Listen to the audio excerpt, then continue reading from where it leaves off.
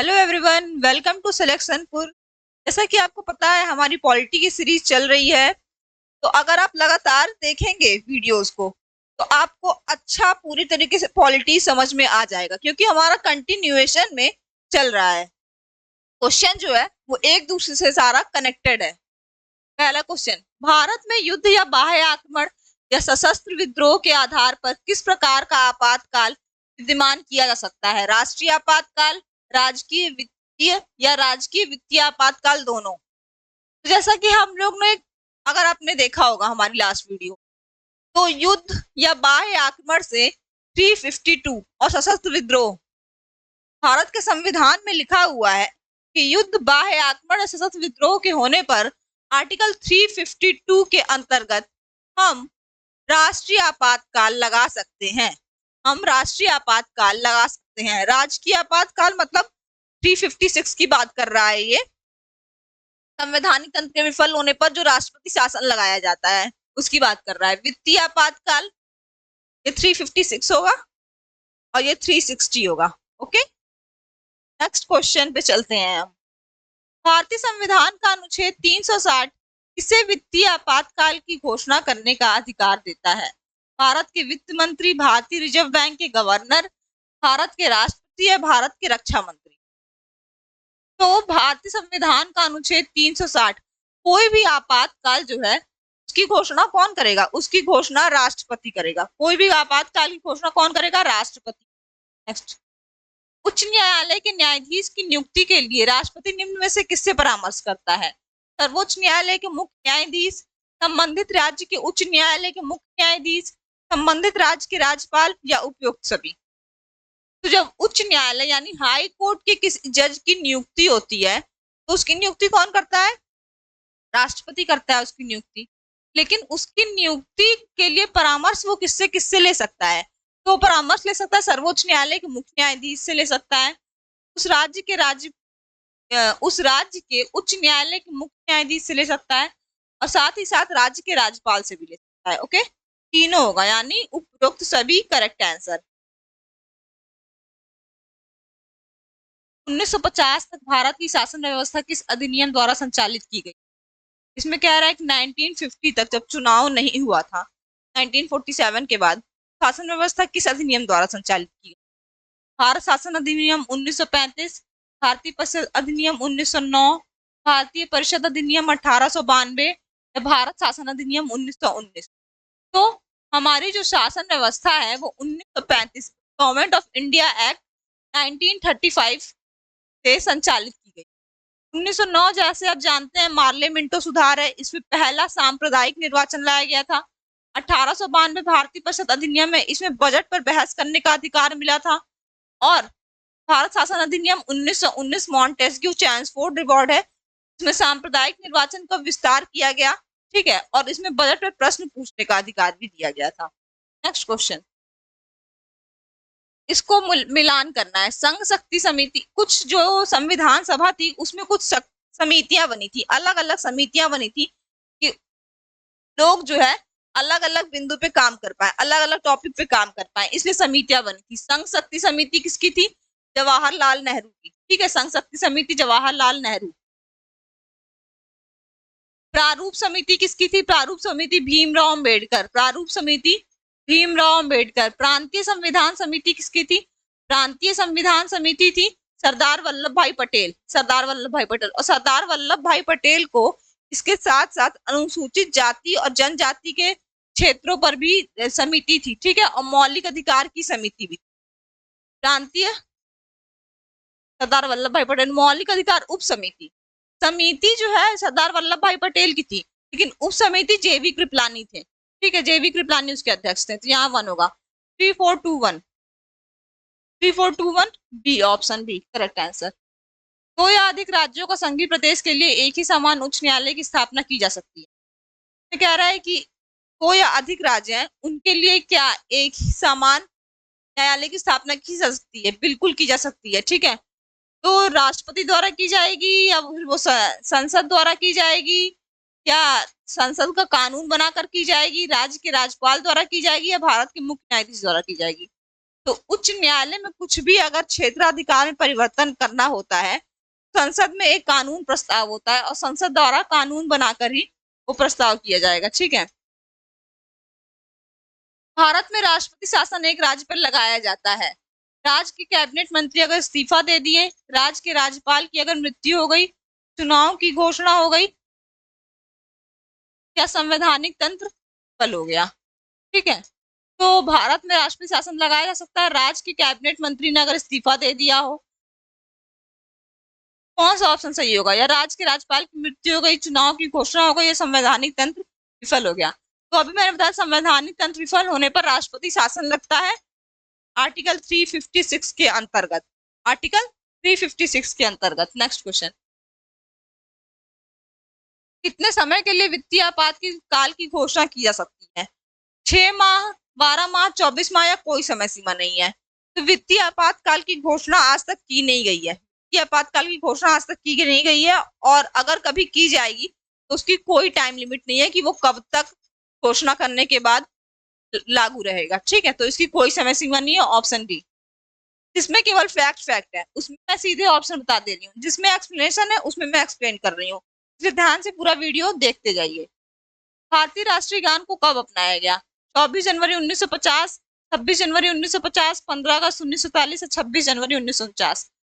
तो भारतीय राष्ट्रीय गान को 24 जनवरी 1950 को अपनाया गया। ठीक है।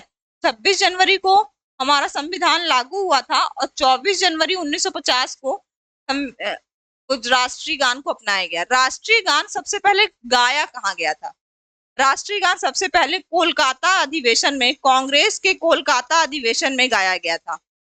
कांग्रेस के कोलकाता अधिवेशन में 1911 में, 1911 में सबसे पहले राष्ट्रीय गान को गाया गया था। इसको लिखा कौन है? श्री रविन्द्रनाथ टैगोर ने इसको लिखा है और इसकी समय अवधि गाने की होती है 52 सेकंड।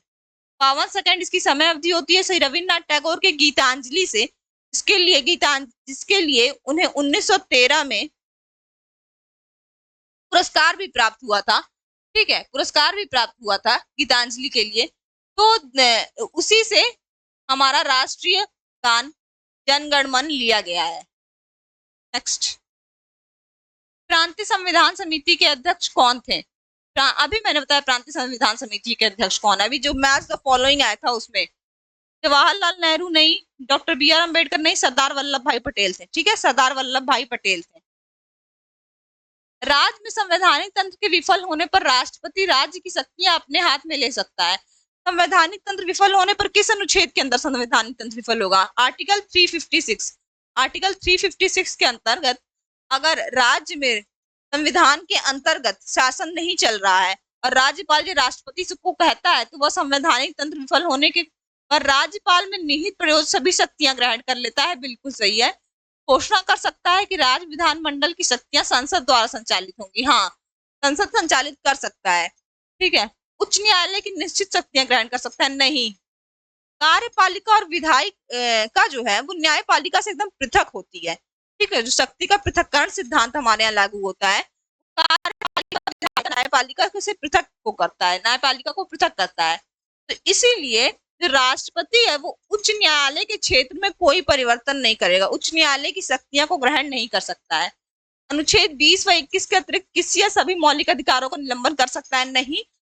मौलिक अधिकारों का निलंबन केवल और केवल राष्ट्रीय आपातकाल के समय होता है, वो भी केवल आर्टिकल 19 का होता है। ठीक है। आर्टिकल 359 के अंतर्गत अगर राष्ट्रपति को लगता है कि और सारे मौलिक अधिकारों का भी निलंबन कर देना चाहिए, तब वो आर्टिकल 20 व 21 को छोड़कर और सारे मौलिक अधिकारों का निलंबन करता है।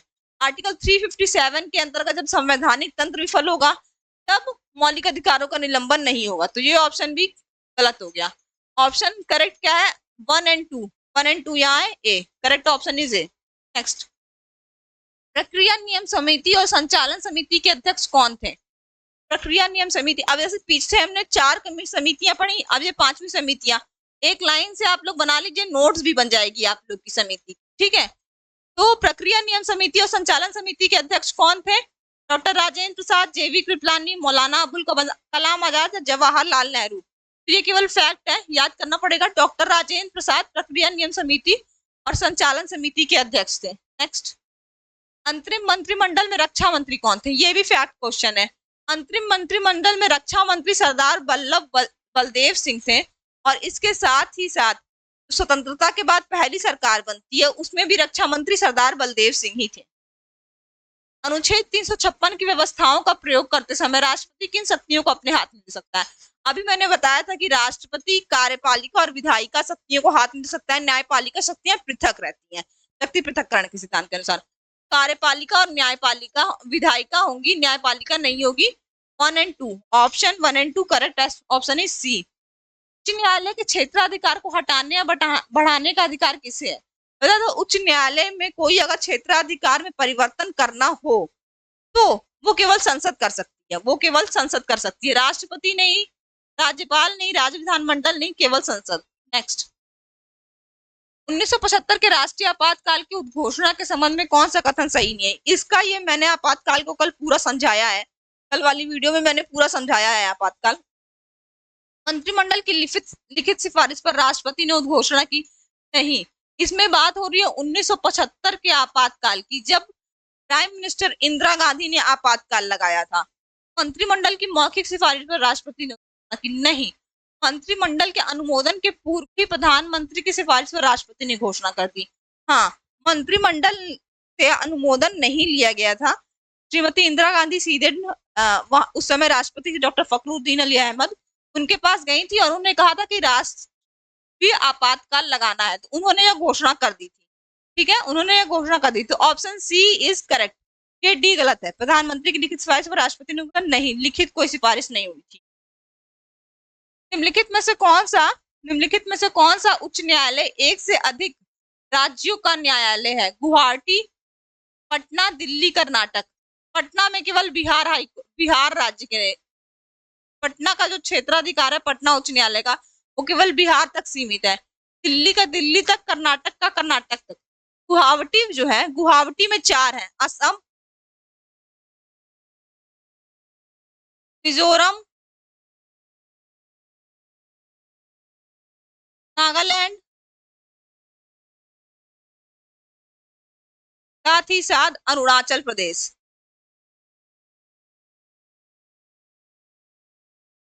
अरुणाचल प्रदेश, इसमें 4 न्यायालय आते हैं गुवाहाटी में। छोटे छोटे स्टेट है ना, इसलिए उनका एक हाई कोर्ट बना दिया गया है। ये 7वें संविधान संशोधन के द्वारा तय किया गया था कि किसी राज्य 2 या 2 से अधिक राज्यों का एक उच्च न्यायालय बनाया जा सकता है।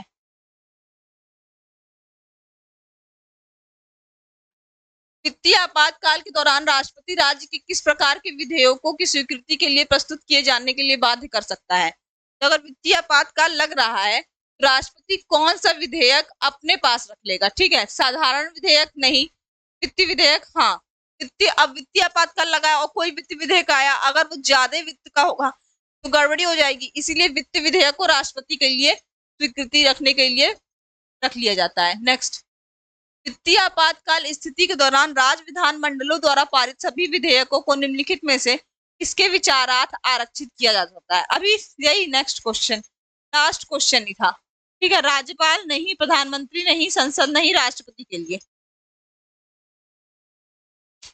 राष्ट्रपति शासन किसी भी परिस्थिति में 1 वर्ष से अधिक समय तक लागू नहीं हो सकता है, परंतु यह अवधि 3 वर्ष तक बढ़ाई जा सकती है यदि चुनाव आयोग घोषणा करे कि परिस्थिति चुनाव योग्य है, प्रधानमंत्री राष्ट्रपति सिफारिश करे कि अवधि बढ़ा दी जाए, आपातकाल की घोषणा भारतीय संविधान की धारा 352 के अंतर्गत की गई हो, उच्चतम न्यायालय स्वीकृति दे दे, उच्चतम न्यायालय स्वीकृति दे दे। तो अगर देखिए कोई 300 आर्टिकल 356 के तहत राष्ट्रीय आपातकाल लगाया जा सकता, अरे आर्टिकल 356 के तहत राष्ट्रपति शासन किसी राज्य में लगाया जा सकता है, राष्ट्रपति शासन किसी राज्य में लगाया जा सकता है, और यह अधिकतम 1 वर्ष के लिए लगाया जाता है। लेकिन अगर चुनाव आयोग कह दे कि अभी भी राज्य में चुनाव कराने योग्य परिस्थितियां नहीं है, इसको 6 महीने तक बढ़ाया जा सकता है। 6 महीने करके 3 साल की अवधि तक किसी राज्य में राष्ट्रपति शासन लगाया जा सकता है। पहला ऑप्शन सही होगा, चुनाव आयोग घोषणा करे कि परिस्थिति चुनाव योग्य नहीं है। उच्च न्यायालय की किसी न्यायाधीश की आयु के बारे में उत्पन्न किसी प्रश्न का निश्चय कौन करता है? उच्च न्यायालय का मुख्य न्यायाधीश, संबंधित राज्य का राज्यपाल, सर्वोच्च न्यायालय का मुख्य न्यायाधीश, सर्वोच्च न्यायालय के मुख्य न्यायाधीश के परामर्श से राष्ट्रपति। उच्च न्यायालय का मुख्य न्यायाधीश नहीं करता है, ठीक है। जो राष्ट्रपति नियुक्ति करता है ना, वो किसकी किसकी सलाह लेता है? सलाह लेता है सर्वोच्च न्यायालय के मुख्य न्यायाधीश की, वहां के राज्यपाल की, और मुख्य न्यायाधीश की वहां के उच्च न्यायालय की, ठीक है। लेकिन संबंधित राज्य का राज्यपाल किसे नहीं करेगा? सर्वोच्च न्यायालय का मुख्य न्यायाधीश से नहीं करेगा। सर्वोच्च न्यायालय के मुख्य न्यायाधीश के परामर्श से राष्ट्रपति। अगर कोई दिक्कत आती है उच्च न्यायालय के न्यायाधीश की आयु के बारे में, तो सर्वोच्च न्यायालय के मुख्य न्यायाधीश के परामर्श से राष्ट्रपति ये निश्चय करता है। उच्च न्यायालय का न्यायाधीश किसके सम्मुख शपथ ग्रहण करता है? भारत के मुख्य न्यायाधीश के सामने, उच्च न्यायालय के मुख्य न्यायाधीश के सामने, संबंधित राज्य का राज्यपाल या राष्ट्रपति। उच्च न्यायालय के मुख्य न्यायाधीश की नियुक्ति या उच्च न्यायालय के न्यायाधीश की नियुक्ति कौन करता है? राष्ट्रपति करता है, लेकिन वो शपथ जो है राज्यपाल के सम्मुख लेगा। शपथ राज्यपाल के सम्मुख लेगा, संबंधित राज्य के राज्यपाल। Option C is correct. Panchayati Raj के कार्य क्षेत्र में नहीं आता है। ग्रामीण सड़कें, ग्रामोद्योग, कृषि उत्पादन या अग्निशमन। अग्निशमन पंचायती राज के कार्य क्षेत्र में नहीं आता है, ठीक है। अग्निशमन नहीं आता है। नेक्स्ट, ये सब कुछ फैक्ट है ना, इनको आपको रटना ही पड़ेगा। इसमें कुछ नहीं समझाया जा सकता कि क्या आता है क्या नहीं आता है, आपको रटना ही पड़ेगा। इसलिए मैं डायरेक्ट आंसर बोल दे रही हूँ।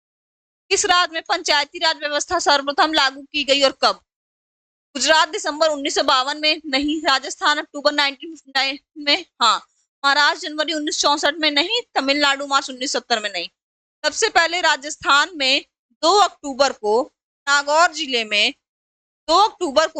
जिले में पंचायती राज की व्यवस्था बलवंत राय मेहता समिति के सिफारिश के अनुसार गठित की गई। टी टायर पंचायती राज, ठीक है, टी टायर पंचायती राज नागौर जिले में लाया गया। नेक्स्ट, स्थानीय प्रशासन के संबंध में दिए गए निम्न कथनों में कौन सा सही नहीं है? स्थानीय संस्थाओं को चुनाव संबंधित निर्णय एक आयोग लेता है। बिल्कुल, एक आयोग लेता है। कौन आयोग लेता है? राज्य आयोग, राज्य निर्वाचन आयोग, ठीक है। स्थानीय संस्थाओं में 30% स्थान महिलाओं के लिए सुरक्षित है। 30 नहीं है, 33 होगा। 33%, एक तिहाई होता है, ठीक है। लेकिन ये क्वेश्चन करेक्ट, ये ऑप्शन करेक्ट ही रहेगा। ऐसे कभी कभी आपको अप्रोक्सीमेटली कोई नंबर दे देता है और क्वेश्चन में, और आपको पता करना पड़ता है। ये ऑप्शन गलत मत कर दीजिएगा आप लोग। 33%, 1/1 तिहाई स्थान महिलाओं के लिए सुरक्षित रहता है, और साथ ही साथ SC और ST के लिए भी सुरक्षित रहता है। SC ST के लिए भी 1 तिहाई, ठीक है।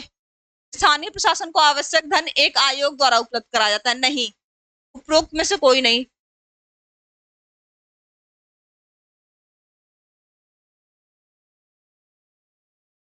स्थानीय प्रशासन को धन कौन कराता है? विधानमंडल कराता है। कौन सा सही नहीं है? ये सही नहीं है। स्थानीय प्रशासन को आवश्यक धन एक आयोग द्वारा कराता है। Option C. बलवंत राय मेहता समिति की प्रजातांत्रिक विकेंद्रीकरण की सिफारिश के अनुसार, बलवंत राय मेहता समिति कब आई थी? 1957 में। 1957 में बलवंत राय मेहता समिति ने 3 टायर पंचायती राज का गठन करने के लिए सिफारिश की थी, ठीक है।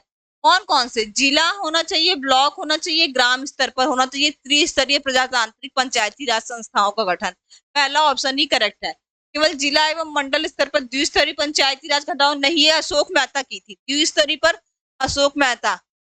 केवल जिला स्तर पर जिला परिषद गठन प्रस्तावित किया गया था, नहीं। उपरोक्त में से कोई नहीं। 73वां संविधान संशोधन द्वारा पंचायतों की वित्तीय स्थिति का पुनः अवलोकन करने के लिए एक वित्तीय आयोग का प्रयोजन किया गया था, जिसकी नियुक्ति है राज्य वित्त आयोग, ठीक है। इसकी नियुक्ति कौन करता है? राज्य वित्त आयोग बनाया जाता है। राज्य वित्त आयोग बनाया जाता है स्थानीय चुनाव के लिए, ठीक है, स्थानीय चुनाव के लिए। तो उसकी नियुक्ति कौन करता है? राष्ट्रपति द्वारा की जाती है, राज्यपाल द्वारा की जाती है, संघीय वित्त मंत्री द्वारा की जाती है, या नियंत्रक महालेखा परीक्षक द्वारा की जाती है? राज्यपाल द्वारा की जाती है। राज्य वित्त आयोग की नियुक्ति की जाती है राज्यपाल द्वारा। इसमें भी वो करना है, ऐलान करना है। सबसे पहले होगा पंचायत का गठन। पंचायत का गठन 3, 243 बी में पाया जाता है। फिर वित्त आयोग पाया जाता है 243 1 में, ठीक है, यहाँ 1 हो गया। स्थानों का आरक्षण पाया जाता है 243 डी में, ठीक है। और ये निर्वाचन पाया जाएगा तो 3142, ऑप्शन सी इज करेक्ट। स्थानों का आरक्षण में जैसे मैंने बताया कि महिलाओं को 33% और एससी और एसटी को 33%, ठीक है। ओबीसी को यहाँ पे आरक्षण नहीं प्रदान किया गया है। स्थानीय स्वशासन का जनक कहा जाता है लॉर्ड रिपन को, लॉर्ड लिटन को, लॉर्ड डिफरिन, लॉर्ड मेयो। तो लॉर्ड रिपन को स्थानीय स्वशासन का जनक कहा जाता है। क्यों क्यों कहा जाता है? 1889 में इन्होंने स्थानीय स्वशासन पर प्रस्ताव लाया था और ग्राम पंचायतों का या नगर पंचायतों का गठन किया था, ठीक है, लॉर्ड रिपन, इसीलिए इन्हें स्थानीय स्वशासन का जनक कहा जाता है। विधान परिषद की बैठक की अंतिम तथा दूसरी बैठक की प्रथम तिथि के बीच कितने समय से अधिक का अंतर नहीं होना चाहिए? ये क्वेश्चन कल बहुत बार आया था। एक बैठक वर्ष में दो बैठकें होती हैं। 2 बैठकें वर्ष में तभी हो पाएंगी जब उनमें 6 माह का अंतर नहीं रहेगा। तो 6 माह, ऑप्शन सी इज करेक्ट। जब उस संघराज्य का नाम बताइए जहां निर्वाचित विधानसभा एवं मंत्री परिषद है। संघराज्य का नाम बताइए। देखिए, संघ राज्य में जो है सब में विधानसभा और मंत्री परिषद नहीं होती है। यूटी में नहीं होती, सब में केवल 2 में है, दिल्ली और पुदुचेरी में। अंडमान निकोबार नहीं, लक्षद्वीप नहीं, दमन दीव नहीं, पुदुचेरी में है। 32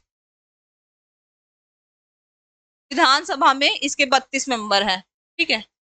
30 कल मैंने बताया था।